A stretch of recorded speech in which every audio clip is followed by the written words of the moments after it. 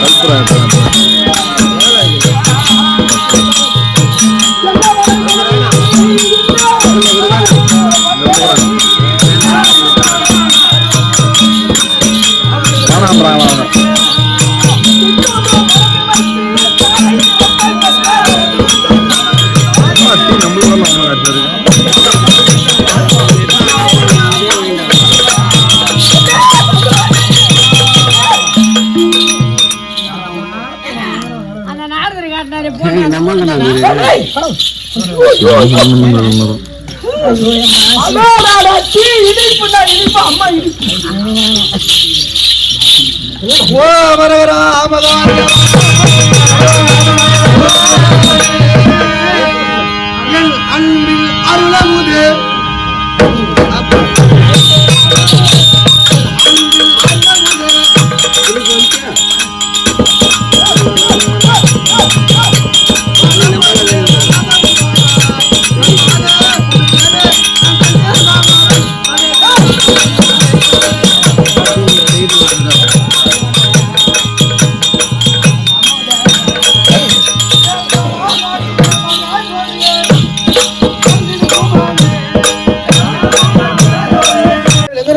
சிவபூஜை செய்து கொண்டிருக்கக்கூடிய நேரத்தில் சொல்வார்கள் பெரியவர்கள் சிவபூஜையில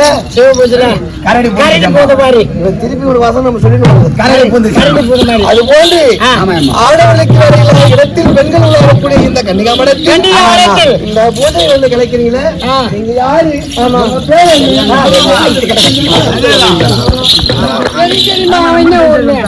ஊரு தோப்பிச்சேரி சின்ன பையன்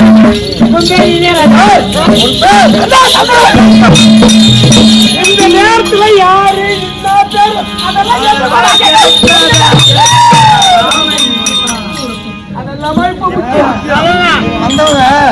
பசின்னு வந்திருந்தா பரவாயில்ல, சாப்பாடு கொடுக்கலாம். ஒரு பெண்ணானவள்கிட்ட பசின்னு வந்தா சாப்பாடு கொடுக்கலாம். வழி தெரியல, வழி காட்டலாம். ஐயா, சூரியன் சங்கமன் இறப்பன் பரப்பன் கட்சி சொல்லி கழிபாடி என் நாட்டுக்கு யார் வந்தாலும் இல்லை என்று சொல்லாத தந்தையான என்னுடைய மன்னன் ஆட்சி செய்கிறார்.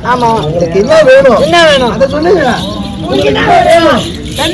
சௌந்தரவல்லி என்னை யார் என்று கட்டிடும் பெண்ணே,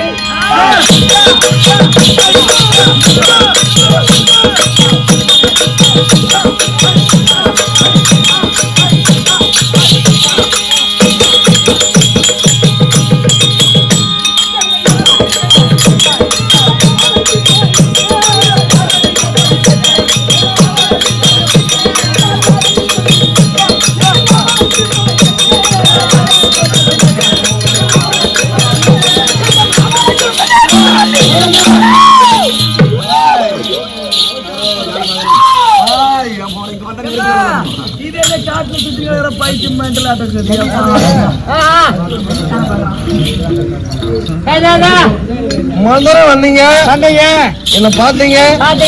பூஜை ஓராளுமே சிவ பூஜை நிற்கப்பட்டது. நீ என்கிட்ட ஒரே பெண்ணே கனிதாசாமி அப்படின்னு சொல்றீங்களே ஐயா,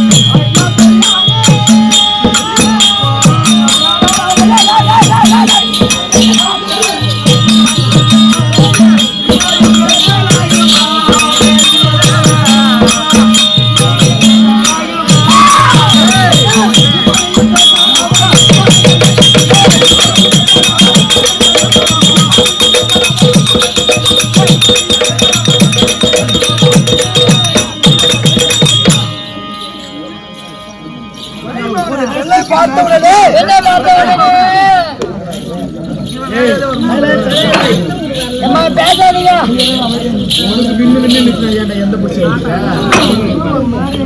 பேசாதா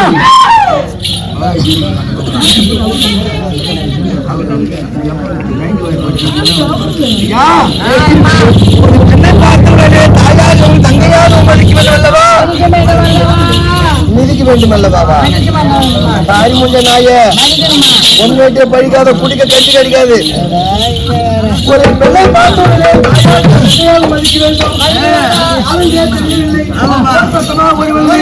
உன்னோடு அணிய வேண்டும், முத்தம் தர வேண்டும் சொல்றீங்க. இந்த மாதிரி வார்த்தை சொன்னா உடனே ஏற்குமா? இது நியாயமா? சமுத்திரவல்லி அடி ரச்சிதங்க மாமாயில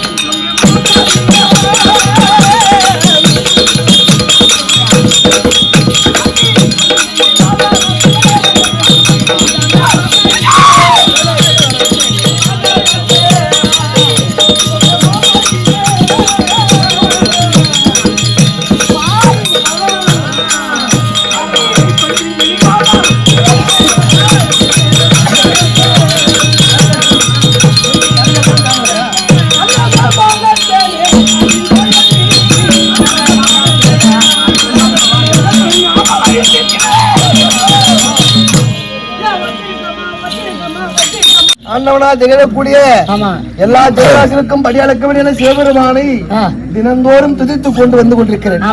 நான் பிறந்த நாள் முதல் கொண்டு இந்நாள் வரை சிவனுடைய பக்தியாகத்தான் உலகத்துல வாழ்ந்து வர. எனக்கு ஏற்ற ஆடவன் கண்ணெதிரே வர வேண்டும் என்றால் ஆண்டவன் அருள்காட்சி கொடுக்க வேண்டும் இல்லையா? நீங்க யாருன்னு தெரியல, யார் தெரியுமா? நீங்க யாரு? உங்களுடைய பேரு, உங்களுடைய நாடு. நான்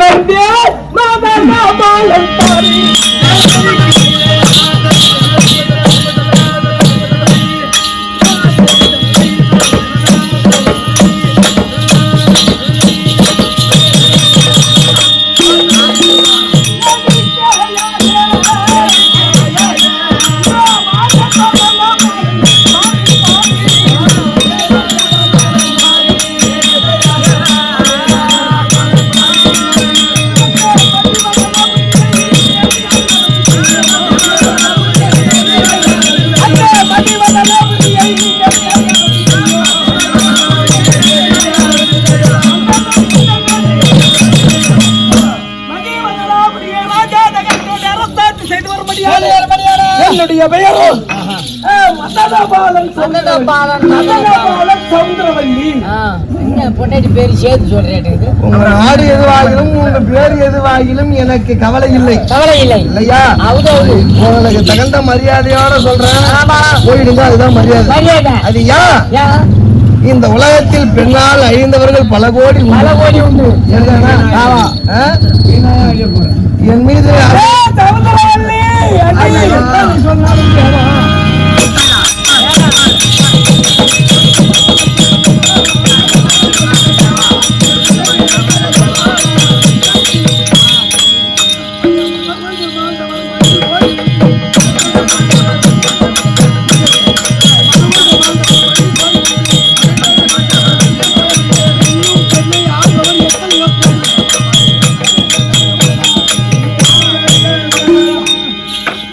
மன்னர்கள் மகர முடிவேந்தர்கள் ராஜா துரைகள் எல்லாம் இல்லையா? மன்னாதி மன்னர்கள் முன்னாடி நாமளை நம்ம பண்ணிடலாம். நம்மளை பார்த்தியா என்னண்ட வயதுக்கும்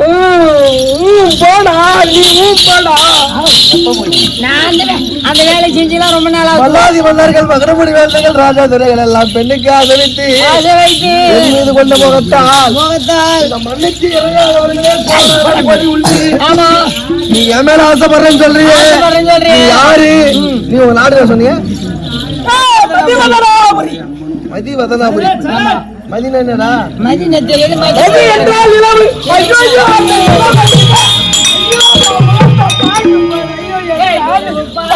பாருங்களேன் சாமியை பார்க்க பொண்ணுங்கெல்லாம் கீழே தலை புண்ணிறாங்க மாதிரி ஒரு உருவம் நமக்கு இல்லையே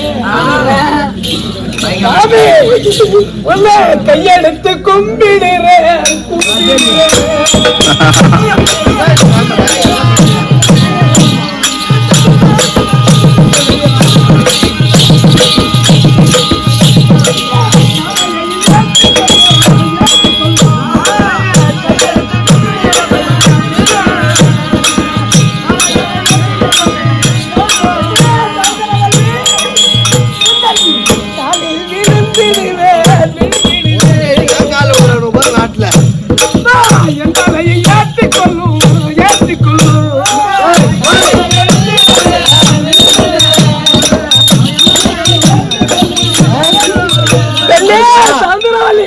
நீ சொன்ன போதும்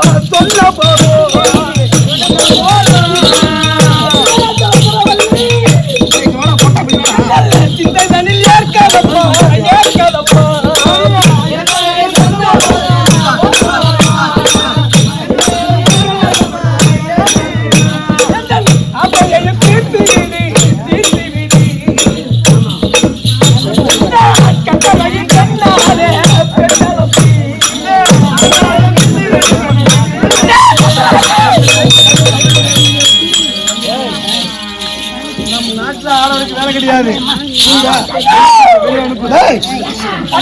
வாயற்படி கேட்ட முன் தள்ளி வெளியே தள்ளி ஆள ஆம்பளைய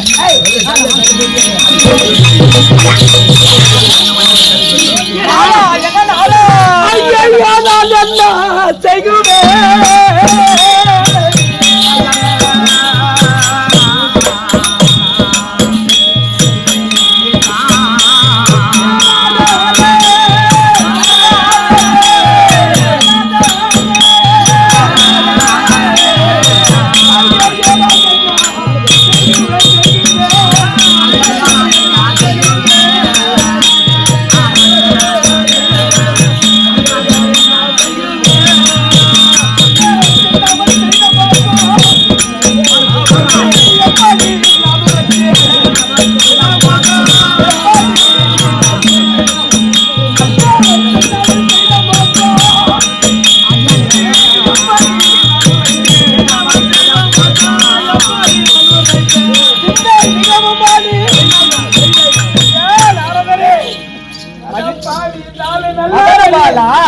நல்ல வழியை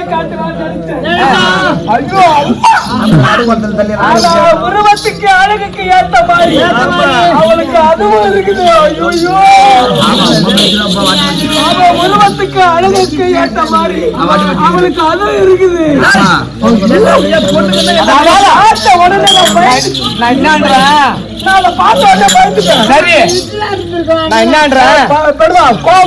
உன்னுடைய ஆசைக்கு இச்சைக்கு இணங்கவில்லை இருந்தாலும் சரியே நான் அகம் உள்ளே சென்று அவளிடத்திலே பேசி பிறகு பார்க்கலாம் அங்கே நின்றுகிறேன்.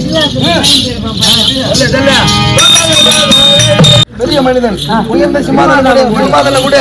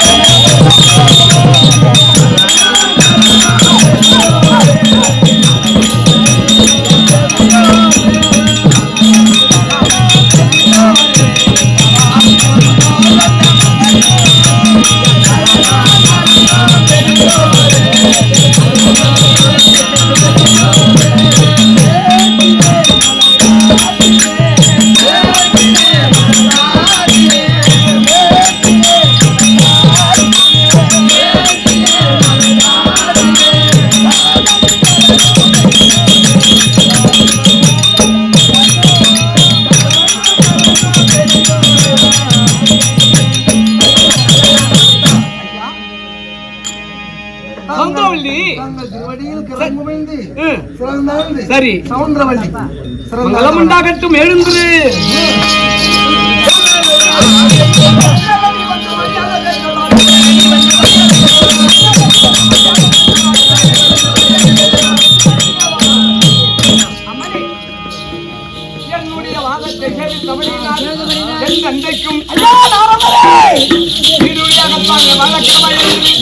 ஆமா இதே வேற விட மாட்டேன், நான் விட்டாலும் இதே வேற விட மாட்டேன் பழகுது. விட மாட்டாரு.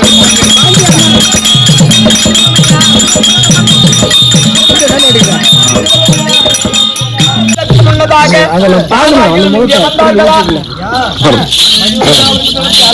சரி ஒரு மன்னன் இங்கே வழிவந்தார்.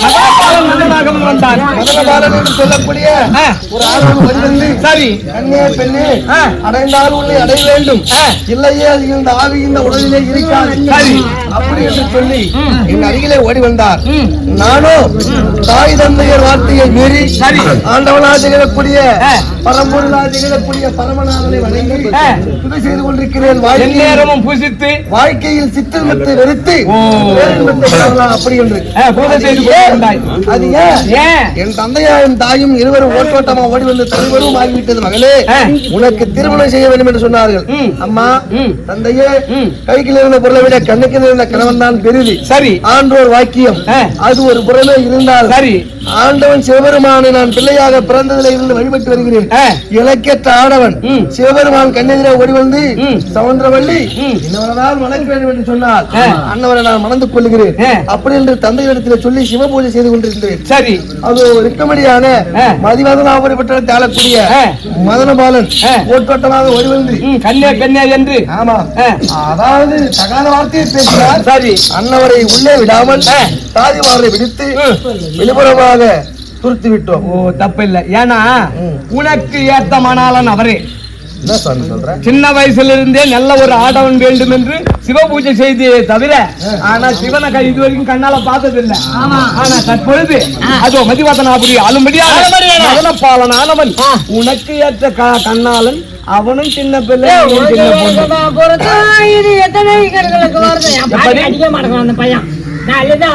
அண்ணவனை மணந்தே ஆனால் வாழ்க்கை இன்பமாக இருக்கும். வாழ்க்கை பெரியோர் சொல்லும் உண்மைதான். பெருநெல்லிக்காயும் ஆமா அது முதல்ல என்ன பண்ணும் கசக்கும், அது போக போக இனிக்கும் இனிக்கும். உண்மைதான். அது போன்று முன்னதாக வந்தீர்கள் தாங்கள் யார் என்று தெரியாதாக அவதூறாக பேசினேன். இரண்டாவது தாங்கள் ஓடி வந்து என்னவனதான் மணக்க வேண்டும், ஆண்டவன் கட்டளை விதி ஆச்சாரம் என்று சொல்றீங்க. அப்படி உங்கள் வார்த்தையை மீறி நான் அவரை மணந்தால் எனக்கு ஏதேனும் ஆபத்து வந்தால் கண்டிப்பாக வராது. கண்டிப்பாக நீ மனம் முடிக்கலாம்.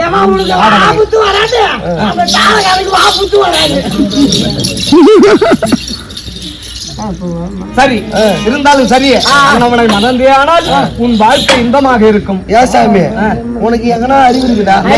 உனக்கு எங்கன்னா ஒரு மதி இருக்குதா? நீ வந்து முன்னாடியே சொல்லி இருந்தா ஏன் சாமி ஏங்க வரணுமா? நான் இதுக்கு மேல ஆள் போட்டு தேடிட்டு போவோம். சரி அவங்களா வந்தாங்க. நானும் என்ன இருந்தாலும் ஒரு பெண்ணு தானே வரணுமா மறுபடியும்? நீ எங்க கவலைப்படுற? நீ பக்கத்துல வச்சுக்கிட்டு ஆளப்ப அவங்களுக்கு எதிர்க்கு ஒரு ஆள் யாரோ போனான். ஒரு நாட்டு அரச மாதிரி தெரிஞ்சு ஒருவேளை அவனாதான் இருக்கும். அப்படியா? ஆமா சீக்கிரமா. சரி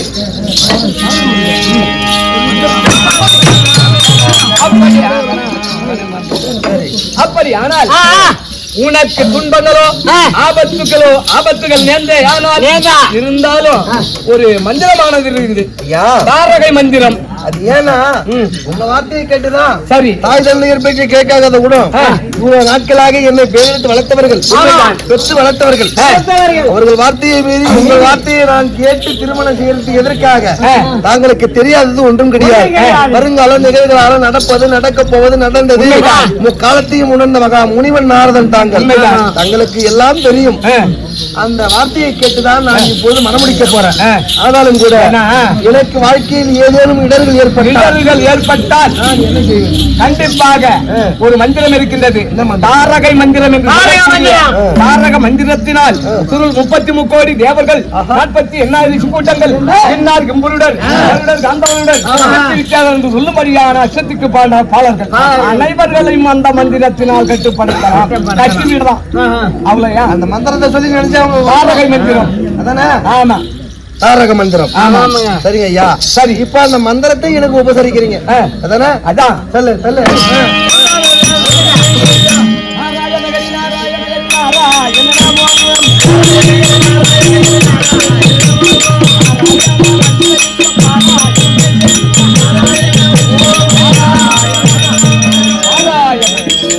இருந்தாலும் சரியே, இந்த தாரக மந்திரத்தை உனக்கு இடர்கள் ஆபத்துகள் ஏதேனும் கண்டிப்பாக இந்த மந்திரத்தினால் 33 கோடி தேவர்களையும் கட்டிவிடலாம். இந்த மந்திரத்தினால் என் வாழ்வதற்கு வழிகாட்டிய நாரதரை, சரி, நான் என்ன புண்ணியம் செய்தேன தாங்கள் உண்மைதான் வந்து எனக்கேற்ற ஆடவனை சொல்லிய பிறகு என் வாழ்க்கை இனி உங்கள் வார்த்தையின் பிரகாரமே தொடங்கட்டும். சரி, அப்படியாக நாமளே தேர்ந்து போகணும். அப்ப பொண்ணு அப்படி என்றால் நான் வரேன், சென்று வருகிறேன்.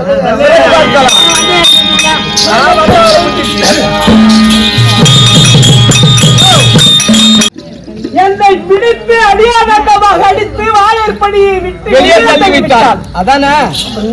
ஆனா இப்ப மறுபடியும் போய் கண்ணே பெண்ணே என்றால் நீ சொல்லவே தேவையில்ல, அவளே வருவா உன்னை கட்டியானே. இப்போது நான் சென்றால் பஞ்சனை ரெடியா இருக்கும். கண்டிப்பா இருக்கும். இப்ப உள்ள நெட்டு போட சொல்லுங்க. பூஜை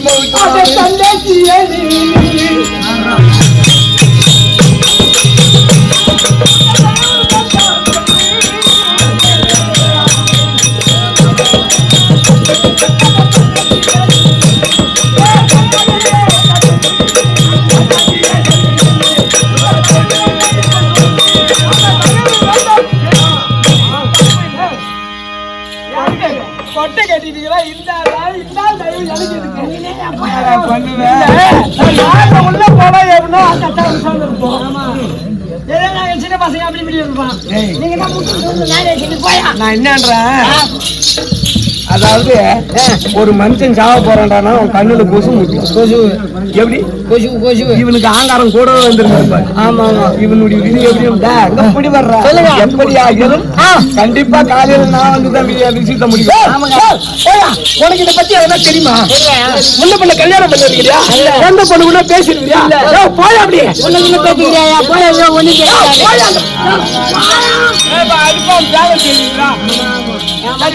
அப்படி என்றால் கண்டிப்பாக ஏதாவது ஒரு விபரீதம் செய்ய வேண்டும். நான் போய் வரட்டுமா?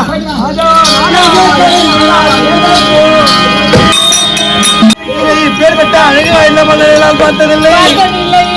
திறனோ தந்திரனோ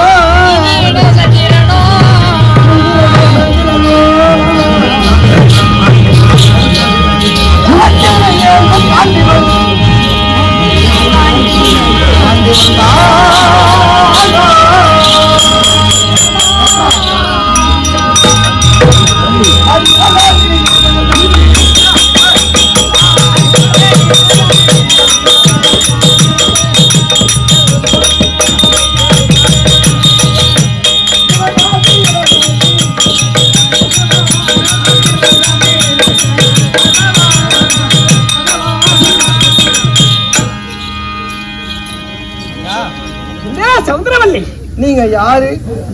உங்க பேரு இதெல்லாம் சொல்லி உங்க பெருமை தெரியாம, ஆமா உங்களுடைய அருமை தெரியாம உங்களை எடுத்தறிஞ்சு பேசிட்டேன். அடி அன்பெல்லாம் ஆசை கொண்டாடிலோ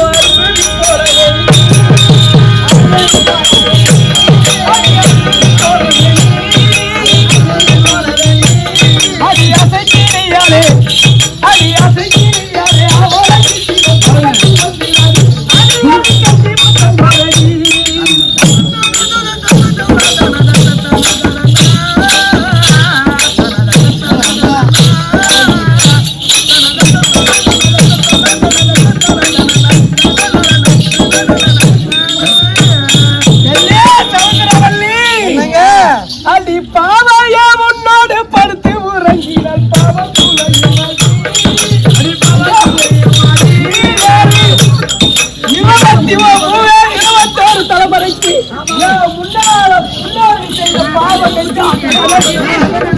முன்னோர்கள் செய்த பாவம் என்றா விலகணும்.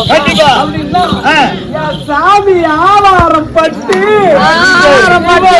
கொஞ்ச நேரம் நீ படுத்து எழுந்தா போதும். கூட படுத்து எழுந்த என்ன முன்னோடு படுத்து உரைக்கிறார்.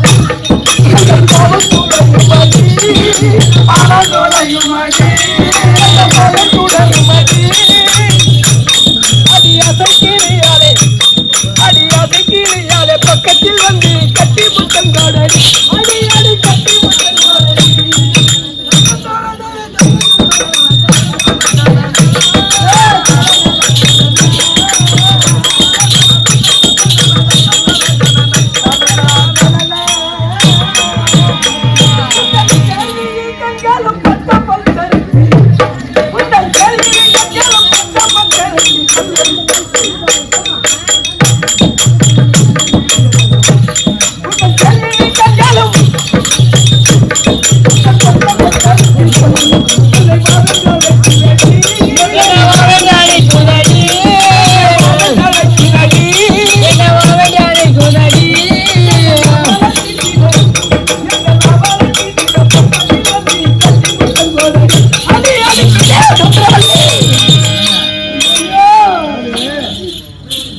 திருமணமும் ஒரு மனமாகினால் அதுவே திருமணம் திருமணம் இல்லையா? ஆமாங்க. என் தாய் தந்தையர்கள் கண்ணியமா என்னை வளர்த்து ஒரு பெண் இப்படிதான் இருக்க வேண்டும் அப்படி என்று சொல்லி என்னை வளர்த்திருக்காங்க. ஆமா. உன் கிட்ட வரும்போது என் மனமே ஒரு வருஷத்துல மாறுற மாதிரி தெரியுது. என்ன சொல்றேன், எனக்கு ஆசை இருக்குதுதான். அதனால பெற்றெடுத்து வளர்த்தார்களே அவர்கள் செய்ய வேண்டிய கடமை இருக்குது. உங்க மேல நான் ஆசைப்பட்டேன், என் மேல நீங்க ஆசைப்பட்டீங்க. ஆதலால் என் தாய் தந்தையர்கள் என்னன்னா எனக்கு திருமணம் முடிக்கத்தான் அவங்களுக்கு ஆசையே இல்லையா? அந்த ஆசையை அவங்க நிறைவேற்ற வேண்டும். நான் தாய் தந்தையரிடத்துல சொல்லி நீங்க போங்க, உங்க தாய் தந்தை கிட்ட சொல்லுங்க, நேரம் வந்து பெண் கேளுங்க, எப்படி திருமணம் பண்ணணுமோ அப்படி திருமணம் பண்ணீங்க. சரிதானா?